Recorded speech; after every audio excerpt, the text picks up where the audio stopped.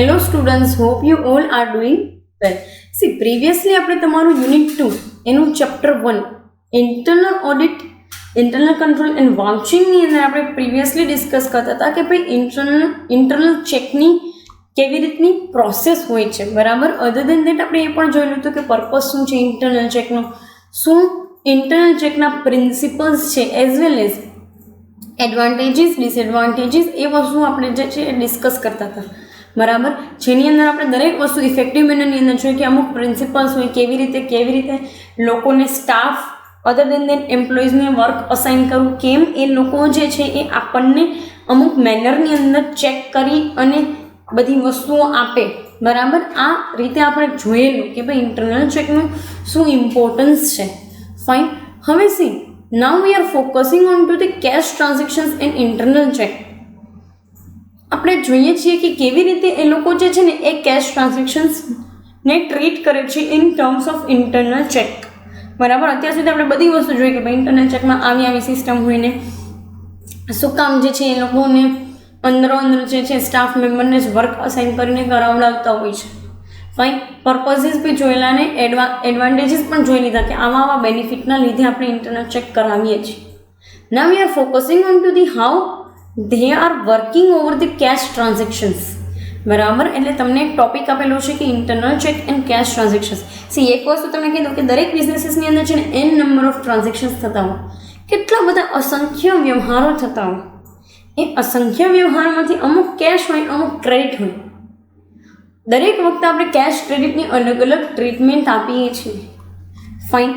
કોઈ વ્યક્તિએ કેશમાં જે કાંઈ પણ છે એ પરચેસ કરેલું હોય તો આપણે વ્યક્તિનું નામ નથી લખતા પણ કેશ લખીએ છીએ. જ્યારે ક્રેડિટ ટ્રાન્ઝેક્શન્સમાં પર્ટિક્યુલર પર્સનનું નામ લખવામાં આવે છે. ફાઇન. એ પર્સનને ડેબિટ ઓર ક્રેડિટ કરવામાં આવે છે. ફાઇન. વ્યક્તિના ખાતાને ડેબિટ અથવા તો ક્રેડિટ કરવામાં આવે. નાઉ વી આર ફોકસિંગ કે કેવી રીતે એ લોકો કેશ ટ્રાન્ઝેક્શન્સને ટ્રીટ કરે છે. જો શું કહે છે તો કે when cash is received its entry must be done in the receipt book, બરાબર. મેં તમને પહેલાં પણ સમજાવેલું, ફરી પાછું એક કહું છું કે આપણી પાસે છે ને દર વખતે એક રિસીટ બુક હોય. નોર્મલી છે ને આ રિસીટ બુકની અંદર ખાલી કેશ ટ્રાન્ઝેક્શન્સ જ નહીં, બટ ઘણી બધી અમુક એવી વસ્તુઓ હોય કે જે લખવામાં આવતું હોય, જેમ કે પેમેન્ટ કેમ થાય છે વેજીસનું, કે કેવી રીતે જે છે એ લોકો માની લો કે એક દિવસનું કોઈ વ્યક્તિને દેવાનું છે કે અડધા દિવસે જતો રહે છે તો એને કેટલા વેજીસ દેવાના છે, એવી ઘણી બધી વસ્તુઓ અમુક જે છે એ બુકની અંદર લખવામાં આવતી હોય. એમાંની એક બુક છે રિસીટ બુક. અને રિસીટ બુકની અંદર એ લોકો જે કેશ રિસીવ કરે ને એને લખતા હોય છે. નેક્સ્ટ શું કહે છે કે it must be assign number on the top and it must be signed by the authorized person. Receipt બુકની અંદર જેટલા પણ ટ્રાન્ઝેક્શન્સ લખવામાં આવે ને એના ટોપ ઉપર લખી નાખવાનું હોય કે ભાઈ આ વસ્તુ કેશમાં પે કરી છે, આટલા કેશના પે કર્યા છે, આટલા કેશમાં પે કર્યા છે. એના અંડરમાં છે કોઈ પણ વ્યક્તિ, weather it is the cashier or it is the junior accountant or it is the we can say that the receptionist or accountant, બરાબર. જે કોઈ પણ ઓથોરાઇઝ પર્સન હોય એ. આમાં કાંઈ સ્પેસિફિકેશન નથી, કારણ કે ઘણી વખત રિસીટ બુકની અંદર છે ને નોર્મલ એવા કેશ ટ્રાન્ઝેક્શન્સ હોય ને એ જ લેવામાં આવતા હોય, બરાબર. બાકી મોસ્ટ પ્રોબેબલી જે છે એ પર્ટિક્યુલર મેનરની અંદર તમે બિલ્સ જે છે એ રેઇઝ કરી અને એના અકોર્ડિંગ ટુ જતા હોય, કારણ કે લીગલ વે તો એ જ છે. ફાઇન. સો રિસીટ બુકની અંદર એવા નાના મોટા ટ્રાન્ઝેક્શન્સ જે કંઈ પણ આપણે લખતા હોઈએ એના માટે જે કોઈ પણ વ્યક્તિ ઓથોરાઇઝ પર્સન હોય એની સાઇન કરી દેવામાં આવે. ફાઇન. નેક્સ્ટ તમને કહે છે for the payment of petty cash imprest system must be maintain. The petty cash transactions listed by the cashier must be checked by the chief cashier and the post of chief cashier becomes the essential. જ્યારે તમે impressed સિસ્ટમથી જતા હોય ને, હું તમને એક વસ્તુ સમજાવું. તમે છે ને આ ઇમ્પ્રેસ સિસ્ટમથી પેટી કેશ બુક બનાવેલી પણ છે. પર્ટિક્યુલરલી તમારા ફાઇનાન્શિયલ અકાઉન્ટ્સની અંદર તમારે સેમેસ્ટર 1ની અંદર આઈ થિંક આવતું, જેમાં તમે petty cash book with the imprest system maintain કરતા, જેમાં નાના ખાના હોય એમાં તમે નંબર વાઇઝ લખતા હોય, દરેક ટ્રાન્ઝેક્શન્સ રેકોર્ડ કરતા. અને એ ટ્રાન્ઝેક્શન્સ પર્ટિક્યુલરલી તમે સ્ટેશનરી માટે કે કેલ્ક્યુલેટર લેવા કે કોઈ બીજા નાના મોટા રિપેરિંગ ખર્ચ કે જેના તમે કેશની અંદર પૈસા આપેલા હોય એને અકોર્ડિંગ ટુ તમે એને મેન્ટેન કરતા. નેક્સ્ટ તમને કહે છે કે પેટી કેશ ટ્રાન્ઝેક્શન્સ જેટલા પણ હોય ને આવા નાના મોટા ટ્રાન્ઝેક્શન્સ એને તમારે કેશિયર જે છે ને એને ચેક કરી લેવાના હોય. કે ભાઈ આપવામાં આવેલી વસ્તુ જે છે એ ઇનફ મેનરની અંદર છે કે નહીં. Fine. The post of chief cashier becomes essential. Chief કેશિયરની પોસ્ટ જે છે ને કેશિયરે ચેક કર્યા પછી ચીફ કેશિયરે જોવા જરૂરી છે, અને ચીફ કેશિયરની પોસ્ટ એ ટાઈમ પીરિયડમાં તમારે એસેન્શિયલ હોય એટલે કે અપોઇન્ટ કરવો જ પડે. ચીફ કેશિયર અપોઇન્ટ નથી કરતા તો નહીં ચાલે. ફાઇન. સો એ મેનરની અંદર તમને આપેલું છે કે પેટી કેશના આ રીતે મેન્ટેન થાય, કેશિયર ચેક કરે, ચીફ કેશિયર ચેક કરે. નેક્સ્ટ તમને કહે છે ઓમિટેડ રિસિપ્ટ્સ must be tore off and note of rejection of the same must be written on the top of such receipt. It must be signed by the concerned officer.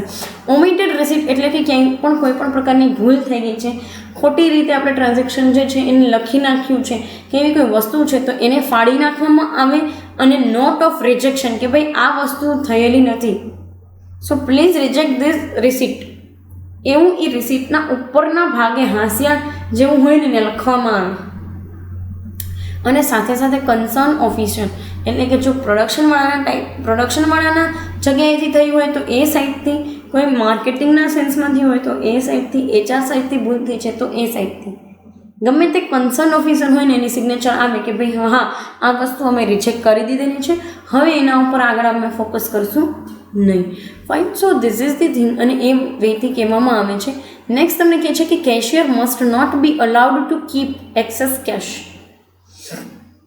કેશિયરને excess cash રાખવાની કોઈ પણ પ્રકારની authority હોતી નથી ને right પણ હોતો નથી. This is the very very normal basic phenomena કે કેશ એ લોકોને વધારે પડતા રાખવાનું હોય. શું કામ? એની પાછળનું કારણ હોય. ઘણી વખત છે ને મિસ અપ્રોપ્રિએશન કે મિસ રિપ્રેઝન્ટેશન થતું હોય.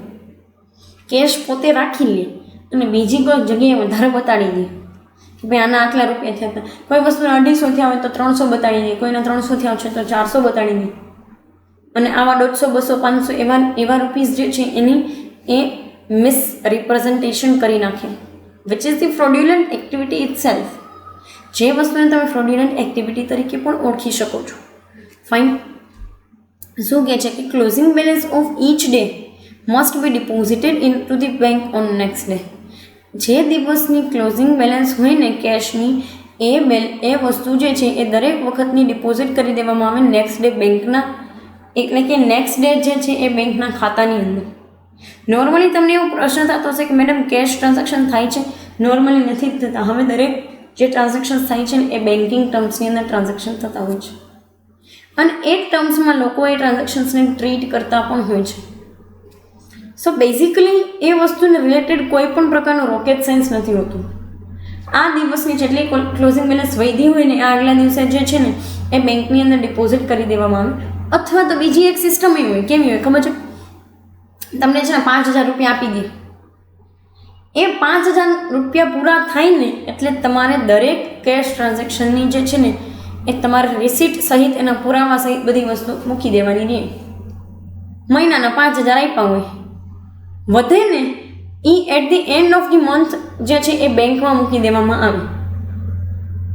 જે મંથની કેશ વધ્યા હોય ને મંથમાંથી, માની લો કે તમને 5000 આપ્યા છે ને 1500નો જ એક્સપેન્સિવ છે તો 5000 આપ્યા છે ને 3500નો જે એક્સપેન્સિવ છે તો 1500 રૂપિયા છે ને એ નેક્સ્ટ ડે જે છે ને એ બેંકમાં ખાતામાં મૂકી દેવામાં આવે. That's it. નોર્મલી બિઝનેસીસ આવું કરતા હોય છે કેશ ટ્રાન્ઝેક્શનમાં. એક દિવસની બેલેન્સ ન મૂકવાની હોય. This is the very outdated method, કારણ કે એવું કરવા જાય તો ટાસ્ક કેટલું વધી જાય. તો એ લોકો શું કરતા હોય કે મંથલી એક્સપેન્સ મેન્ટેન કરી રાખે, એના વાઉચર્સને એના જે કંઈ પણ રિસીટ હોય ને મેન્ટેન કરે, પછી at the end of the month next day જે છે એ લોકો ડિપોઝિટ કરી દે જેટલા પૈસા વધ્યા હોય ને એ. બરાબર. નેક્સ્ટ તમને કહે છે bank reconciliation statement must be prepared regularly.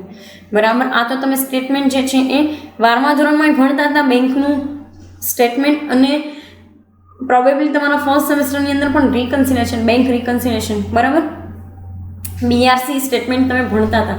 તો એ વસ્તુ તમને ખબર જ છે કે કયા ટ્રાન્ઝેક્શન લેવાના હોય કયા ન લેવાના હોય. બરાબર. જ્યાં બેસિસ ઉપરથી તમે બેંક અને કેશને બાયફર્કેટ કરતા હતા, અને બાયફર્કેટ કર્યા પછી જે છે એને જે છે રેકોર્ડ કરતા હતા રિકન્સિલિએશન સ્ટેટમેન્ટની અંદર. Fine. So that you people know, અને એનું પર્પઝ જે છે ને આના માટે જો ઇન્ટરનલ ચેક માટે. ફાઇન. નેક્સ્ટ તમને કહે છે કે accuracy must be maintain when traveling salesmen receive money or pays money on the behalf of the owner of business. Accuracy છે ને મેન્ટેન કરી રાખવી પડે, કારણ કે બિઝનેસની અંદર છે ને મોસ્ટ પ્રોબેબલી બે જ લોકો ટ્રાવેલ કરતા હોય, કાં તો તમારો માર્કેટિંગ મેનેજર ઓર એઝ તમારો બિઝનેસ ઓનર. બિઝનેસ ઓનરના તો પૈસા તમારે કાંઈ દેવાના હોય તો એના બેંક ખાતામાંથી ઉપડી જાય, બટ તમે ટ્રાવેલિંગ કરો છો બિઝનેસ ઓનરના બિહાફમાં તો એ બિઝનેસ ઓનર એ પૈસા દેવાનો હોય normally. Fine. So in that case owner જે છે એના બિહાફમાં બિઝનેસે જે છે ને એ પૈસા દેવા, જે કંઈ પણ બિઝનેસ જે છે એમાંથી સેલ્સમેને પૈસા દેવા પડે. તો આવા પૈસા કે સેલ્સમેનનો ખર્ચો નથી, બિઝનેસનો ખર્ચો છે. હું બિઝનેસના પર્પઝથી જાઉં છું ક્યાંય બહારગામ તો બિઝનેસનો ખર્ચો કહેવાય, સીધી વસ્તુ છે. બટ કહેવાનું તાત્પર્ય એ છે કે એ બિઝનેસ પર્પઝથી તમે ટ્રાવેલ કરો ને તો અક્યુરસી મેન્ટેન થવી જોઈએ, એક ચોકસાઈ રહેવી જોઈએ. નહીંતર તો પછી સેલ્સમેન તો ગમે એટલા પૈસા કહી દે, પણ તમને ખબર હોય કે ભાઈ એ જુનાગઢ ગયો છે તો જુનાગઢ ટિકિટના પૈસા આટલા જ થયા હોય અને જમવા કરવાના પૈસા આટલા જ થયા હોય. તો એ અક્યુરસી મેન્ટેન કરવી બહુ જરૂરી છે. This must be maintain. Fine. તો જ તમારા ઇન્ટરનલ ચેકનો પર્પઝ સોલ્વ થશે, નહીં તો પછી થયું. બરાબર. નેક્સ્ટ તમને કહે છે કે he must give receipt book with him. એ જે કોઈ પણ વ્યક્તિ ટ્રાવેલિંગ કરે છે salesman on the basis of or on the behalf of business, તો એને છે ને એક ભેગી રિસીટ બુક દઈ દેવાની, જેમાં એ દરેક રિસીટ જે છે એને રેકોર્ડ કરતો જાય. He has to give 3 copies of receipt. એને 3 કોપી રિસીટની દેવાની રહી. First copy to person giving cash, second copy to the office and third copy is retained by the salesman itself. 3 copy દેવાની હોય રિસીપ્ટની. કઈ પહેલી જે છે ને એ વ્યક્તિને કે જેની પાસેથી એને પૈસા લેવાના છે એક્સપેન્સિવ. બીજી એ કે જે ડિપાર્ટમેન્ટ જે છે એનાથી એ જે બિલોંગ કરે છે એને, બરાબર, એટલે કે માર્કેટિંગ ડિપાર્ટમેન્ટને. અને ત્રીજી એ કે જે એને પોતાએ રાખવાની હોય એઝ અ પ્રૂફ. ફાઇન. આવી 3 વસ્તુ જે છે ને એ દેવાની થાય સેલ્સમેને, જેનાથી અક્યુરસી મેન્ટેન થઈ ગઈ. અને દરેક ડિપાર્ટમેન્ટ પાસે પોતાનો એક રેકોર્ડ રહે તો બેનિફિશિયલ છે જ, બરાબર. તો એ પર્પઝથી જે છે એ આ લોકોએ કીધેલું છે. નેક્સ્ટ તમને કહે છે કે cashier must be given rights to check the ledger. Yes, કેશિયરને એ હંમેશા અધિકાર હોય છે કે એ લેજરને ચેક કરી શકે અને લેજરના જેટલા પણ ટ્રાન્ઝેક્શન્સ જે છે ને એને જોઈ શકે, એને ચેક કરી શકે. ફાઇન.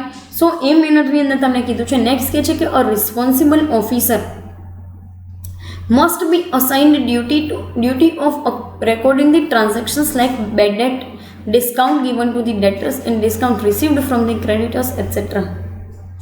ભાઈ જો ડિસ્કાઉન્ટ જે છે ને એની અંદર ઘણા બધા મિસઅપ્રોપ્રિએશન થતા હોય, ફ્રોડ થતા હોય, બરાબર.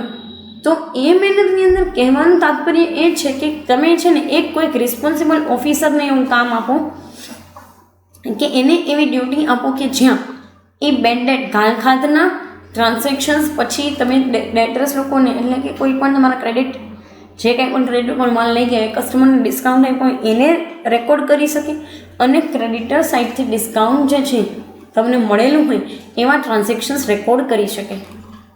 આવું કામ કરવા માટે કોઈક રિસ્પોન્સિબલ વ્યક્તિને રાખો, કારણ કે ઘણી વખત કેવું હોય તો કે કેશની અંદર તમે ડિસ્કાઉન્ટ આપ્યો હોય ને રેકોર્ડ ન કર્યા હોય, નોર્મલી નથી કરતા હોતા, પણ તોય તમારા બિઝનેસની અંદર તો એ વસ્તુ જે છે એ અલ્ટિમેટલી ખર્ચો જ છે ને તમને એટલા ઓછા જ મળવાના છે.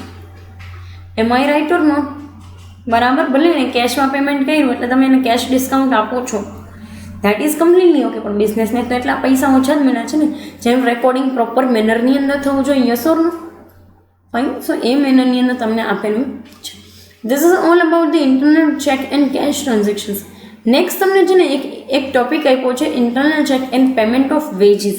એમાં હું તમને પહેલું સમજાવું છું time based method. Time based method એટલે કેવી રીતના હોય તો કે આજે કોઈ કંપની જે છે એ યુઝ્યુઅલી તમે આ વસ્તુ સમજી ગયા છો આઈ થિંક પ્રોબેબલી વેજીસના કન્ટેક્સમાં, ટાઈમ બેઝડ વેજીસ અને વર્ક બેઝડ વેજીસ, બરાબર. તો જોઈ લઈએ કે ટાઈમ બેઝડ વેજીસની અંદર શું કહે છે તો કે દરેક કંપની છે ને એનું અલગ અલગ માની લો કે મેન્ટેનન્સ હોય ઇન ટર્મ્સ ઓફ વેજીસ. ઘણા લોકોનું 8 કલાકનું કામકાજ હોય ઘણાનું 10 કલાકનું કામકાજ હોય, બરાબર. કેવી રીતે હોય તો કે ભાઈ 8 કલાકનું કામકાજ છે, ટોટલ 9 કલાક, જેમાંથી 1 કલાકનો તમારો બ્રેક ને 8 કલાકનું પ્રોપર કામકાજ છે. ઘણા કંપનીઝની અંદર 10 કલાકનું કામકાજ હોય, જેમાંથી 1 કલાકનો બ્રેક હોય, પ્રોબેબલી 1 કલાકનો, અને બાકીના 9 કલાક કામ કરવાનું હોય. ઘણી જગ્યાએ 12 કલાકનું હોય. તો ત્યાં છે ને ટાઈમ બેઝડ વેજીસ આપવામાં આવતા હોય. 8 કલાક કામ કર્યું ને તો 8 કલાકનું રોજ 500 રૂપિયા, ધેટ્સ ઇટ. 12 કલાકનું રોજ જે છે એ 700 રૂપિયા, 800 રૂપિયા, ધેટ્સ ઇટ. આ ટાઈમ બેઝડ મેથડ છે, યસ ઓર નો? ઘણી વખત છે ને આ ટાઈમ બેઝ મેથડની અંદર ચેન્જ હોય. કેવો ચેન્જ? તો કે હું ઓવર ટાઈમ કરું છું, મારી 8 કલાકની શિફ્ટ છે ને હું 12 કલાકનું કામ કરું છું, 12 કલાક કામ કરું છું, તો એ 12 કલાકના કામ માટે મને જ વધારાના 4 કલાકના છે ને વધારે વેજીસ આપવામાં આવશે. This is also the time based method.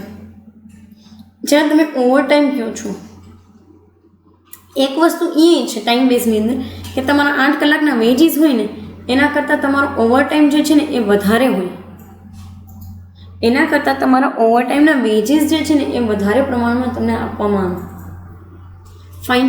So time based veggies જે છે ને એને રેકોર્ડ કરવા માટે તમને કહે છે કે ઇન્ટરનલ ચેકની અંદર તમારે છે ને ટાઈમ બેઝ વેજીસ માટે એક આખી બુક જ મેન્ટેન કરવાની હોય, આખી બુક, જેની અંદર તમારે અલ્ટિમેટલી જોવાનું છે કે કઈ વસ્તુ જે છે ને અથવા તો કયા ટાઈપના વેજીસ જે છે ને એ તમે આપો છો.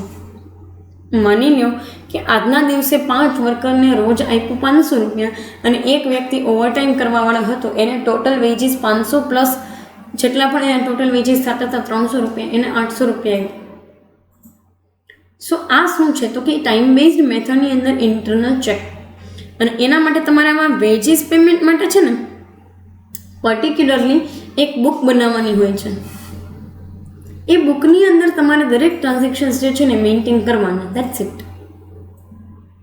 મેન્ટેન કરશો તો તમને આઈડિયા આવશે ને કે કેટલું આપણે જે છે એ લોકોને પૈસા આપેલા છે ઇન ટર્મ્સ ઓફ વેજીસ.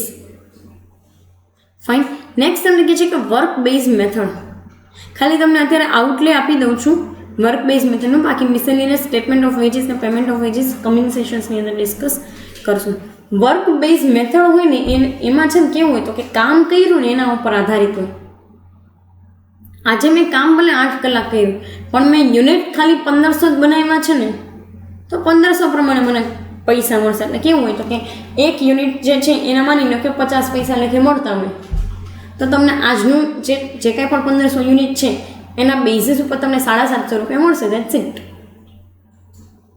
બરાબર ને? આ પ્રમાણેનું વર્ક બેઝડ મેથડ જે છે એમાં એ લોકો મેન્ટેનન્સ કરતા હોય. બરાબર. જોવાનું વસ્તુ એ છે કે ટાઈમ બેઝ ને વર્ક બેઝની અંદર છે ને વેજીસ હંમેશા અલગ અલગ હોય. આજે મેં 2000 યુનિટ બનાવ્યા તો મને 2000 પ્રમાણે, પછી કાલ ભલે હું 500 બનાવું તો મને 500 રૂપિયા જ મળતા. બરાબર. તો પછી લોકો જે છે ને એ વર્ક બેઝની અંદર એ પ્રમાણે કામ કરતા હોય. પણ મોસ્ટ પ્રોબેબલી એક વર્ક કરવા વાળા વ્યક્તિને છે ને ક્ષમતા હોય અમુક, એ છે ને 8 કલાકથી વધારે કામ ન કરી શકે, અને મશીનની કેપેસિટી હોય, મશીને 8 કલાક 10 કલાક 9 કલાકથી વધારે ચાલી ના શકે, નકર મશીન ખરાબ થઈ જાય. વેરંટેજ બહુ લાગે તમને મશીન ઉપર, ડેપ્રિશિએશન જેને તમે કહો છો ઘસારો. Fine. So work base method according to 3 રીતે જે છે ને એ મેન્ટેનન્સ કરવામાં આવે મિસેલિનિયસ સ્ટેટમેન્ટ ઓફ વેજીસ અને પેમેન્ટ ઓફ વેજીસ ઉપર. ફાઇન. જે આપણે કમિંગ સેશન્સની અંદર ડિસ્કસ કરશું. આગળ આપણે એ જોઈશું કે ઇન્ટરનલ ચેકને કેશ સેલ્સ ઓફ સ્ટોર ડિપાર્ટમેન્ટનું કેવી રીતે મેન્ટેનન્સ થાય છે. ફાઇન. પછી internal control as well as characteristics જોશું ઇન્ટરનલ કંટ્રોલમાં. અત્યારે પર્ટિક્યુલર આ સેશનની અંદર આપણે જોયું internal check and cash transactions as well as internal check and payment of wages. અત્યારે આપણે અહીંયા સુધી રાખીએ. Thank you so much.